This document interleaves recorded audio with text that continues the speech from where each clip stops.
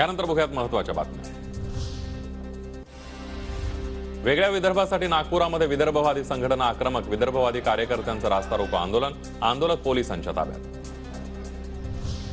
नवीन motor वाहन कायद्याविरोधातील आंदोलनाला नवी मुंबईमध्ये हिंसक वळण, JNPT मार्गावरील कोंबडभुजे गावामध्ये आंदोलक ट्रक चालकांकडून पोलिसांवर दगडफेक आणि मारहाण, आंदोलकांनी काही गाड्यांच्या काचाही फोडल्या।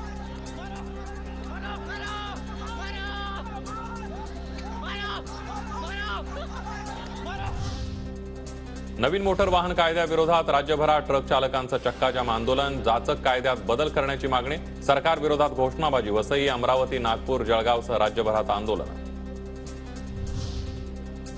मुंबईसह 8 ठिकाणी DNA सुविधा उपलब्ध, प्रयोगशाळेमध्ये काम सुरू, राऊतांची माहिती पूर्णपणे खोटी, संजय राऊतांच्या पत्राला फडणवीस यांचं उत्तर। शिवडी न्हावाशेवा सागरी पुलाचं 12 तारखेला उद्घाटन होणार, पंतप्रधान नरेंद्र मोदींच्या हस्ते उद्घाटन होणार, मुख्यमंत्री एकनाथ शिंदेंची माहिती।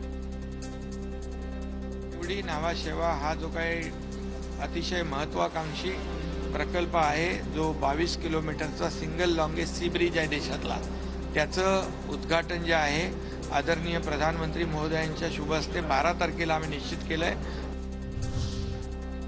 3 वेळा आमदार झालो, आता विजय चौकार मारावा, अपुरी मंत्रिपदाची इच्छाही पूर्ण व्हावी, अंबाबाई चरणी भरत गोगावलेंची प्रार्थना।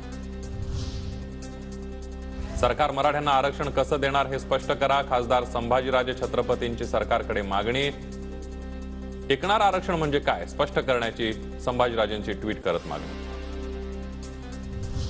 ओबीसी नेते प्रकाश शेंडगेंनी मुख्यमंत्री एकनाथ शिंदेंची घेतली भेट, दरम्यान ओबीसी आरक्षणाची बाजू कोर्टात भक्कमपणे मांडण्यासाठी समिती गठीत करावी, शेंडगेंची मागणी। मी मुख्यमंत्रीमध्ये भेट घेतली आणि त्यांच्याकडे मागणी केली, एजी आणि ओबीसीचे नेते आणि ओबीसीचे संघटना यांच्यामध्ये समन्वय साधण्यासाठी एक तज्ज्ञांची समिती जी आहे ती समिती नेमण्याची मागणी आज मी मुख्यमंत्री महोदयांकडे केलेली आहे।